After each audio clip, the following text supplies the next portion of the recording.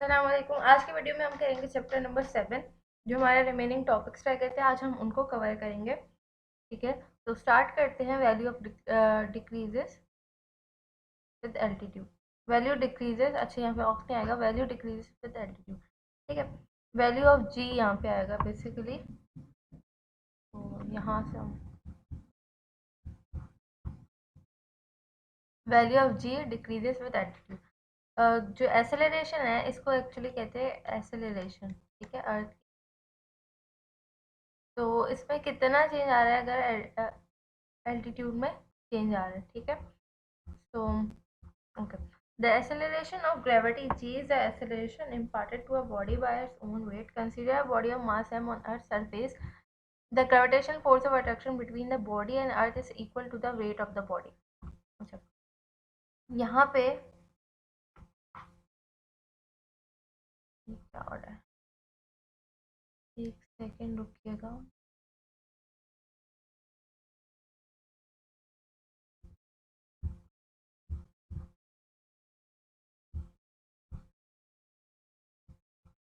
Okay, दोबारा start करते हैं। एक बॉडी है, अर्थ की सरफेस पे रखी है। ठीक है, यहाँ पे मैंने सपोज किया है कि वो बॉडी जो है वो बॉल है और अर्थ पे रखी हुई है। ठीक है, अब यहाँ पे इस बॉडी का कोई ना कोई मास होगा हमारे पास।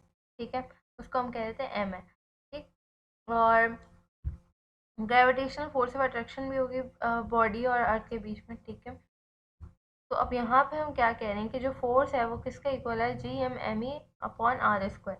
ठीक है, उसका वेट किसके इक्वल है, जो फोर्स ऑफ अट्रैक्शन है उन दोनों की, क्या है, mass of earth upon R square, R E square, radius of earth का स्क्वायर। ठीक है, अच्छा उसके बाद यहाँ पे हम W हमें पता है, W is equal to M G. यहाँ हमने सिंपली एम जी को रिप्लेस कर दिया है किससे, सॉरी W को रिप्लेस कर दिया एम जी से, और यहाँ हो गया जी एम कैपिटल एम ई अपॉन आर ई। ठीक है, ये वाला एम इस वाले एम से कैंसिल, यहाँ पे हमारे पास क्या बचा, g equal to G M E upon R E square. यहाँ टू नहीं है, ये ई है। ठीक, तो हमारे पास ये वैल्यू बची। अब हम आगे चलते हैं।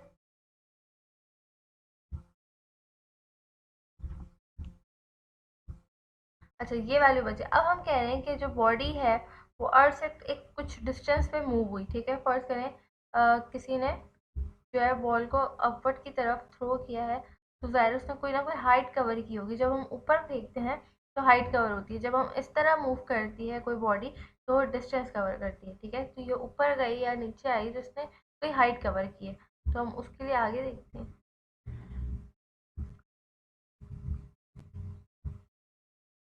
तो अब क्या हो जाएगा यहाँ पे,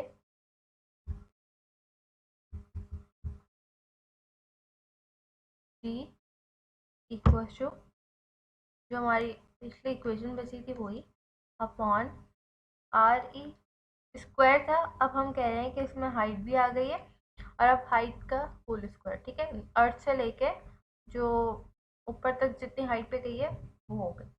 ठीक है, ये हमारी इक्वेशन 2 हो गई। वो पहले वाली हमारी इक्वेशन 1 थी, ये इक्वेशन 2 है हमारे पास।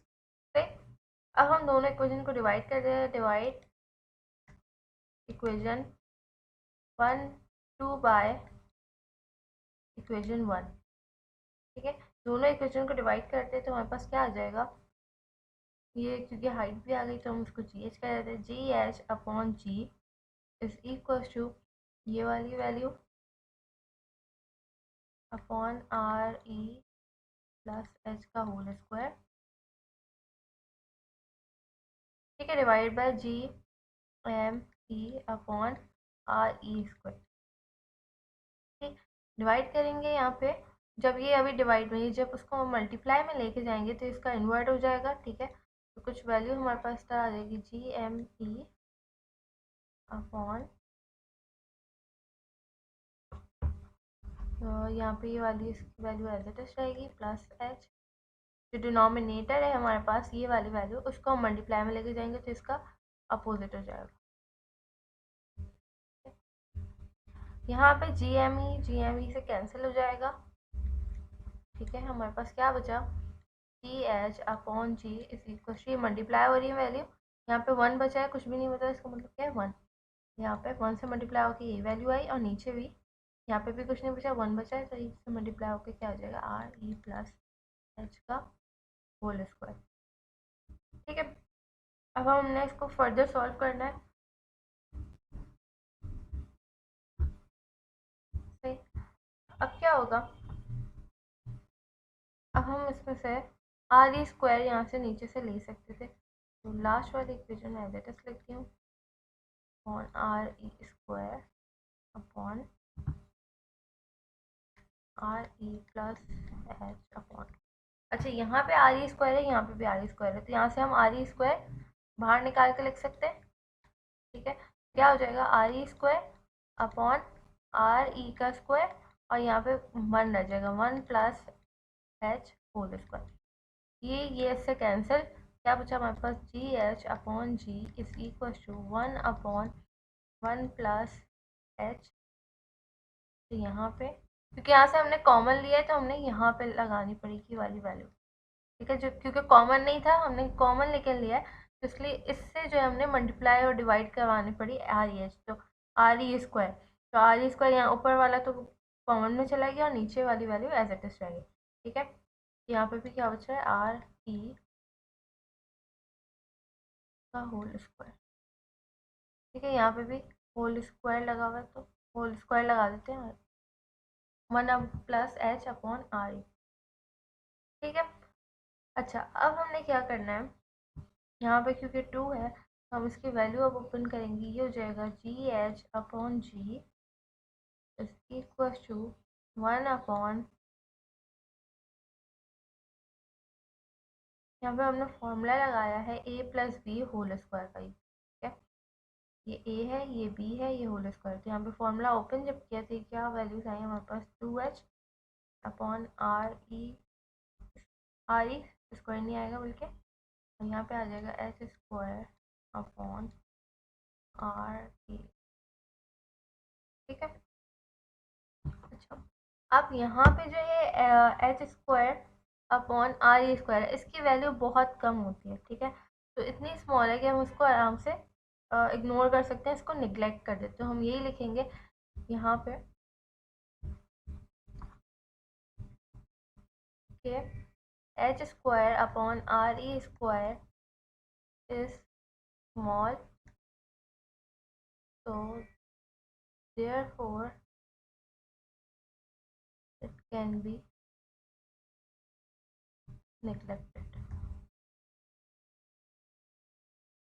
ठीक है, इसको नेग्लेक्ट कर दिए, तो हमारे पास क्या बचा, G H upon ji is equal to 1 upon 1 plus 2h upon R E.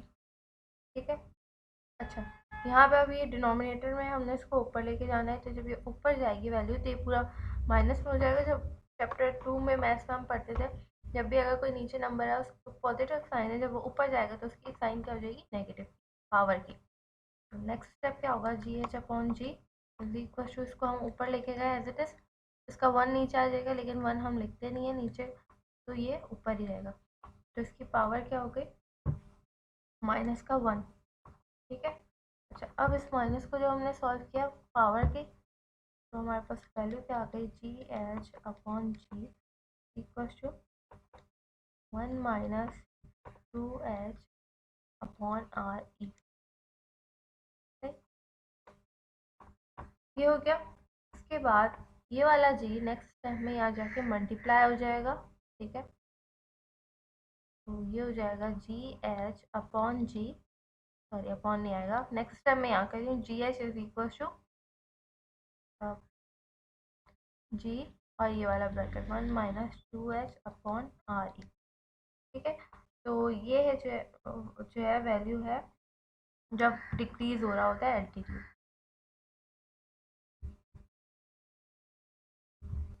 अच्छा एक चीज़ और यहाँ पे इससे हमें ये पता लगा कि जितनी ज़्यादा वैल्यू होगी हाइट की, उतनी कम जो है हमारे पास ग्रेविटी होगी। ठीक है, जितनी ज़्यादा हाइट बढ़ती रहेगी, उतनी ज़्यादा जो है वो ग्रेविटी के एक्सेलरेशन भी कम होती रहेगी अर्थ की। ठीक है, और ग्रेविटी भी हमारे पास यहाँ पे कम होती रहेगी। तो ये थी हमारी value of G decreases with altitude.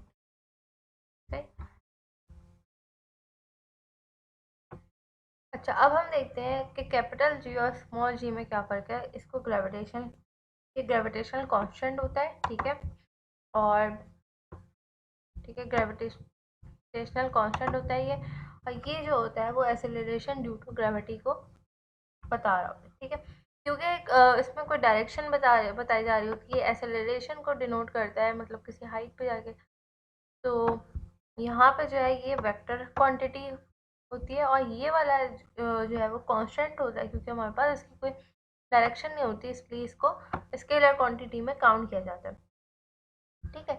ये कांस्टेंट रहता है, इसकी वैल्यू कांस्टेंट रहती है, चेंज नहीं होती। 6.67 करके जो हमने वैल्यू पढ़ी थी न्यूटन मीटर स्क्वायर, तो उसकी वैल्यू वही रहती है, कांस्टेंट रहती है। जबकि यहाँ पे क्या होता है, ये इसकी वैल्यू चेंज हो सकती है अगर एक्सेलरेशन, क्योंकि ज़ाहिर है कोई बॉडी कितनी और स्पीड से जा रही होगी ऊपर, कोई दूसरी बॉडी किसी और स्पीड से जा रही होगी, तो इस वजह से यहाँ पे क्या होता है, जो इसकी कांस्टेंट इस वैल्यू है वो चेंज होती रहती है, ठीक है।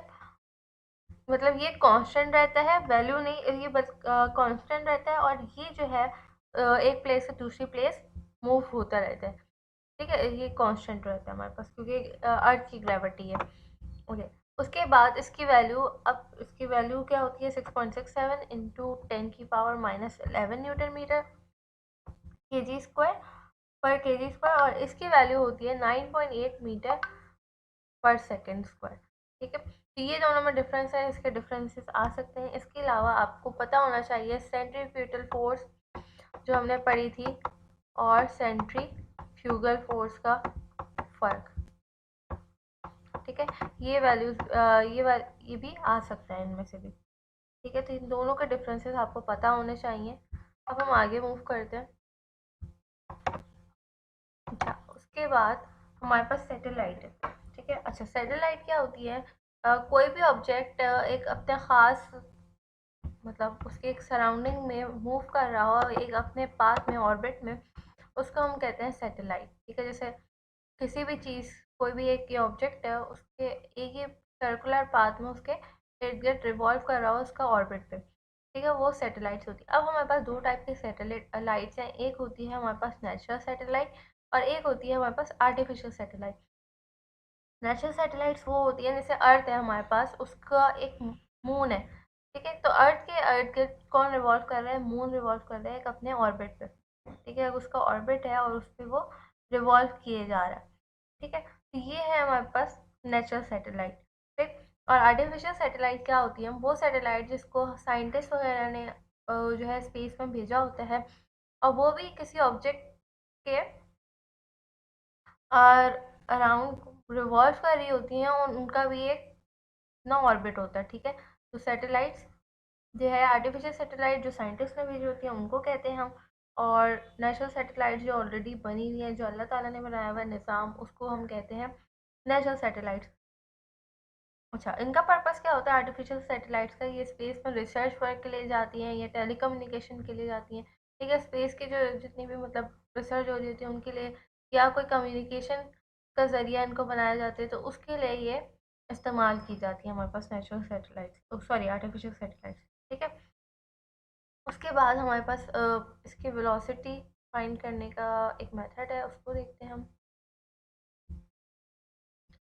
Orbital velocity of artificial satellite, इसकी ऑर्बिटल वेलोसिटी हम कैसे फाइंड करेंगे कि किस ऑर्बिट पर किस स्पीड से ये मूव कर रही है, ठीक है, उसको देखते हैं हम।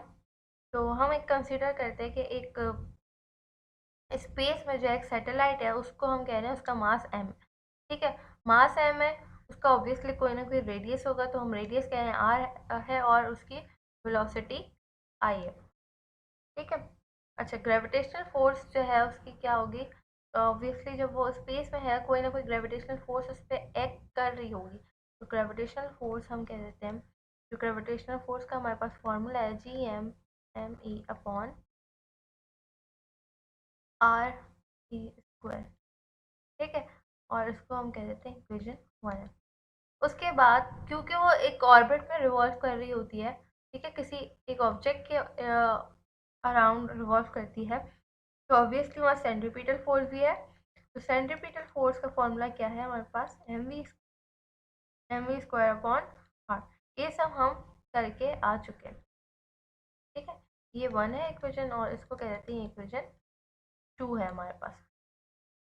ठीक है, क्योंकि दोनों फोर्स एक दूसरे इस पे एक्ट कर रही हैं तो हम दोनों को इक्वल ले लेते हैं।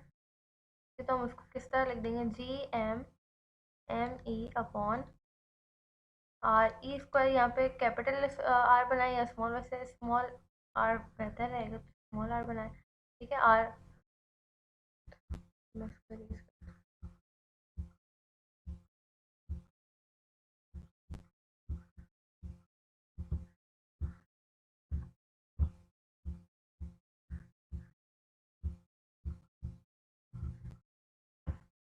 अच्छा, सब जगह हम स्मॉल आर ही यूज़ करेंगे।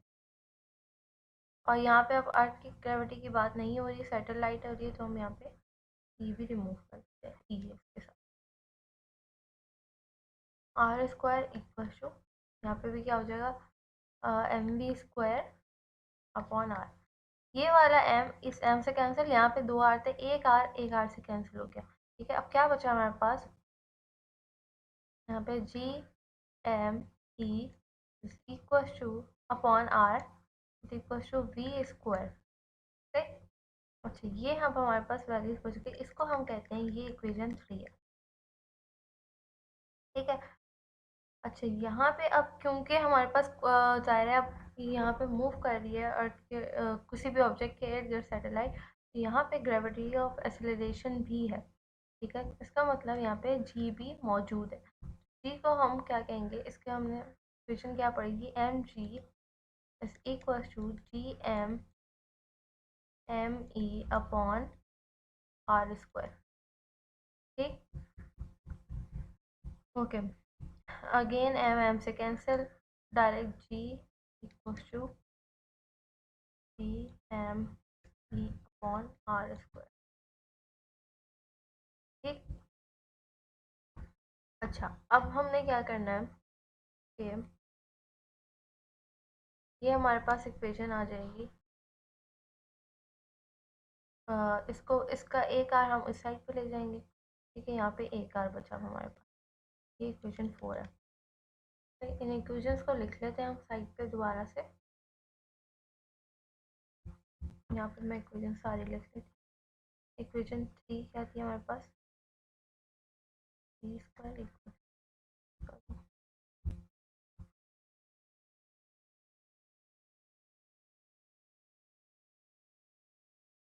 ये 3 थी हमारे पास। ठीक है, और इक्वेशन 4 क्या बनी है अभी हमारे पास, g M E upon are, ये इक्वेशन 4 है।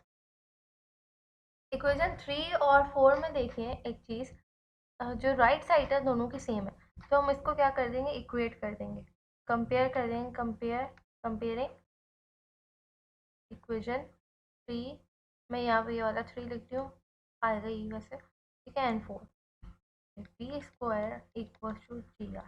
ठीक है, यहाँ से हमने वेलोसिटी क्यों फाइंड करनी है, इसकी वैल्यू निकालनी है, तो यहाँ पे हम देखें रूट ले लेते हैं, दोनों जगह जब रूट लगाएंगे तो ये हो जाएगा V square equal to R, तो इससे cancel, v equal to under root G R. ठीक है, तो यहाँ पे हमारे पास हम कह रहे हैं कि अगर जो है r बराबर है, कि सैटेलाइट अगर अर्थ के अराउंड रिवॉल्व कर रही है, तो उसकी वेलोसिटी क्या हो जाएगा, रेडियस क्या हो जाएगा, आर ई। ठीक है, अब क्योंकि हमने पहले ही क्यों नहीं लगाया, क्योंकि हम अर्थ के लिए फाइंड नहीं कर रहे थे, हम कह रहे थे कि किसी भी ऑब्जेक्ट के लिए। अब हम कह रहे हैं सपोज के अर्थ के अराउंड रिवॉल्व कर रही है, तो ये उसकी वेलोसिटी क्या होगी, सॉरी रेडियस क्या हो जाएगा, आर ई। तो यहाँ पे इस आर को हम किससे रिमूव कर देते हैं, कैपिटल आर से, आर ई से। ठीक है, अच्छा तो ये है हमारे पास वेलोसिटी, सेटल आर्टिफिशियल वेलोसिटी है आर्टिफिशियल ऑब्जेक्ट की। ठीक है, और यहाँ पे जो जी की वैल्यू होती है वो हमें पता है 9.8 मीटर पर सेकेंड स्क्वायर होती है, और आर ई की वैल्यू हमारे पास होती है, जो रेडियस ऑफ अर्थ है, 6.4 इंटू 10⁻6 मीटर। ठीक है, इसमें वैल्यू पुट करें, आपके पास वेलोसिटी आ जाएगी। ठीक है, यहाँ पे मैं v इक्वल्स टू g क्या है 9.8 इंटू r क्या है re 6.4 इंटू 10 की पावर 6। ठीक है, यहाँ से आपके पास वेलोसिटी आ जाएगी विच इज 62700।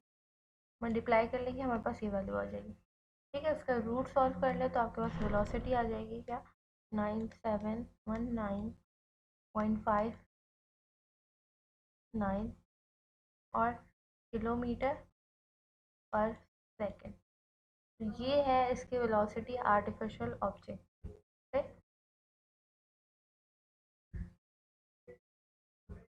जैसे यहाँ हमारा चैप्टर ख़त्म होता है। कोई पॉइंट ऐसा जो मैंने मिस कर दिया हो, कोई चीज़ क्लियर समझ नहीं आई हो, तो फिर आप लोग मुझसे डायरेक्टली पूछ लेकर मैं एक्सप्लेन कर दूँगी। ठीक है, यहाँ मैं जब अपनी वीडियो एंड करती हूँ।